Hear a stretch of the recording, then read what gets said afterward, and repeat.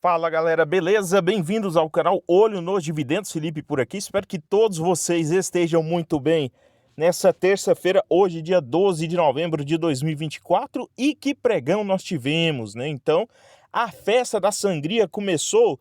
Banco do Brasil nos 25 já é realidade, Vale nos 55 também já é realidade, e Semin 3 nos R$ 5 também já é realidade. Nós vamos falar sobre isso. Vale está doada, entre aspas, ou pode ficar mais interessante, mais atraente? Engie Brasil, abaixo dos R$ 40, é hora de aportar? E também vou compartilhar um novo aporte, pequeno aporte realizado hoje. Importante lembrar que nós tivemos, né, aí fortes quedas nesse pregão lá fora. A China divulgando superávit trilionário em dólar, enquanto que aqui não há decisão sobre a corte, né, aí na taxa, na questão de gastos fiscais, né, gastos do governo, e também uma reforma fiscal. Até agora nada disso foi entregue. Então, vamos começar falando do pregão marcado por Banco do Brasil no abaixo dos 26 novamente. Para mim isso daqui é muito interessante. Começa a ficar, né, naquele nível de precificação com sangue nas ruas, ou também com a precificação do fim do país. Transmissão Paulista nos 24,07, eu comprei nos 24,05 e eu vou compartilhar com vocês o aporte realizado. Além disso, Semin 3 nos 5,55, queda de 3,81% e bem próximo dos R$ 5, que para mim ali é uma casa divisória de novos aportes. Além disso, Caixa Seguridade nos 14,13, lembrando que Caixa Seguridade tem, né, data em aberto. O papel deve fazer pagamento de proventos lá em janeiro, então nós temos aí cerca de 0,31 centavos por ação a serem pagos trimestralmente lá no mês de janeiro, e hoje fechou aí nos 14,13, queda de 0,98 na data de hoje. Irani, né? Então, falar também um pouquinho sobre essa Small Cap, que está negociando abaixo dos R$ 7 pela primeira vez depois daquela oferta de ações, e também depois da forte alta do ano passado, chegou a casa dos 14, agora, né, essa queda aí, o papel chega à metade do preço, 3,38% hoje. Claro, a precificação em relação à taxa de juros, talvez o maior, também aumento em taxa de juros ou com uma velocidade maior, poderia ser um dos motivos. A alavancagem de curto prazo, a dificuldade de crescimento, a dificuldade em relação à precificação dos seus produtos, mesmo com um volume maior de vendas, acho que tudo isso faria preço no curto prazo. E Engie Brasil, abaixo dos R$ 40, hein, pessoal? Mais uma vez vai me chamando a atenção, e a vontade de beliscar é logo ali, tá? Então, para mim, é um cenário muito bom para aportes, vai se desenhando um cenário muito bom para aportes, e para quem tem caixa, né, é um momento, ou para quem deixou ali um pouquinho ainda do aporte mensal para realizar agora no meio do mês, é um cenário delicioso, né? Então, eu vou começar falando de um aporte realizado nos 24,05 em Transição Paulista. Foram 10 ações, eu estou aguardando ainda que, né, a outra ordem de 15 ações entre, e tem a outra ordem mais antiga de Vale aí no 54,97. Eu vou trazer aqui amanhã novas ordens, não deu para trazer aqui no painel novas ordens que eu realizei, mas são essas aí por enquanto, tá? Então, que estão aí, ao menos as ordens mais antigas. A primeira delas executadas é de 10 ações da Transição Paulista nos 24,05. Para mim é só um início de boas oportunidades. Sobre a China se aproxima de superávit comercial de 1 trilhão em torno aí da volta do Donald Trump. Então, o superávit comercial da China, tá? Então, ela obteve praticamente um novo recorde. Nisso, nós tivemos, claro, uma fraqueza na demanda interna. Mesmo assim, há uma injeção de estímulos na economia chinesa, e, né, essa entrada agora do Trump lá nos Estados Unidos pode fazer preço. Você, investidor, que nesse momento está perdido, não sabe o que fazer com as quedas, não sabe se tem, no momento, uma posição ideal, se tem um caixa ideal para enfrentar tudo isso, nós temos o suporte, vai estar aqui no primeiro link da descrição, e também o QR Code na tela, para você poder aproveitar com preço atrativo. Dando continuidade, Engie Brasil, a pergunta feita em vídeo recente sobre Engie Brasil nos 39,28, 0,30 de queda hoje. E o que eu vou olhar, tá? Eu vou olhar aqui alguns indicadores. Hoje, por exemplo, ela negocia a 6,76 EV/EBITDA, negocia também com um ROI na casa de 38% e negocia com um retorno sobre capital investido, ou ROIC, na casa de 18%. Se eu for emprestar o dinheiro para o governo hoje, eu estaria ali tendo uma taxa de 11%, né? Considerando a inflação, isso daria um pouco mais de 6% real, né? Então, se eu for pegar e ser um acionista da Engie Brasil, isso daqui entregaria o que para mim? Isso daqui entregaria cerca de 18%, você tiraria ali uns 5, 4% de inflação, nós estaríamos falando de 12, 13% livre, tá? Parte disso vem para dividendos, ali 6%, e parte disso volta para investimentos. Essa é a minha leitura em relação a ROIs. E nós temos, né, um aumento aí no valor patrimonial por ação, lucro por ação em relação ao ano passado. Eu vou mostrar que nesse trimestre foi inferior, porém o mercado está precificando um efeito não recorrente, né? Nós tivemos a venda de uma subsidiária de gás por parte da Engie, pelo menos uma participação lá no ano passado, que teve aquele efeito no lucro. Além disso, ela emitiu mais dívida agora no curto prazo para poder fazer a aquisição de leilão, né?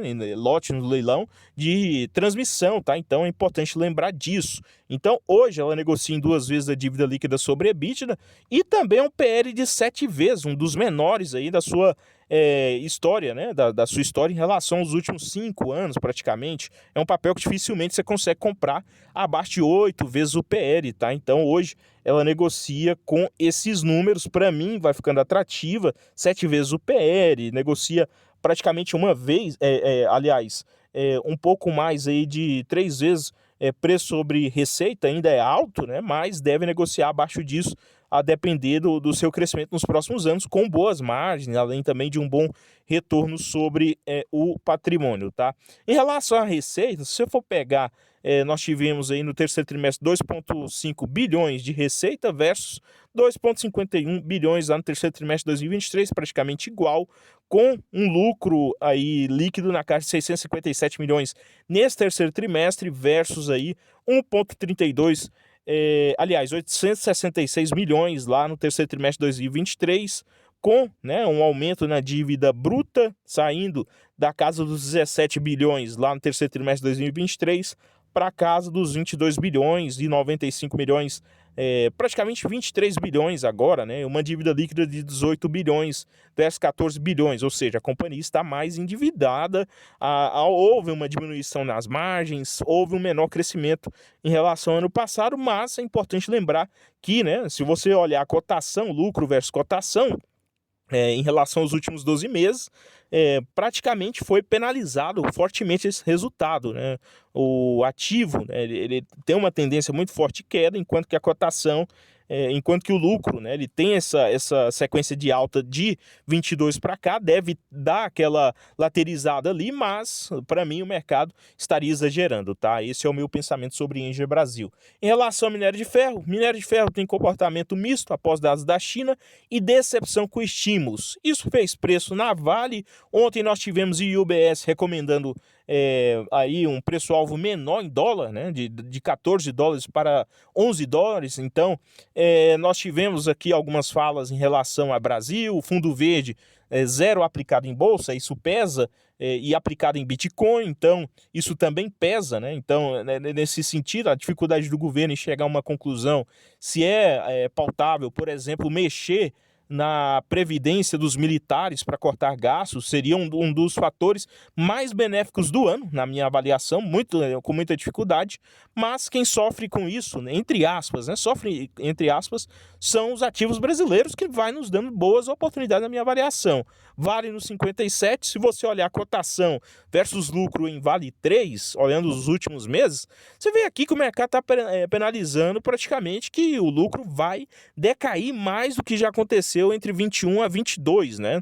E você vê que o lucro, ele tem uma certa recuperação aqui nos últimos 12 meses. Olhando hoje, nós temos Vale com 5 vezes, né, o PL.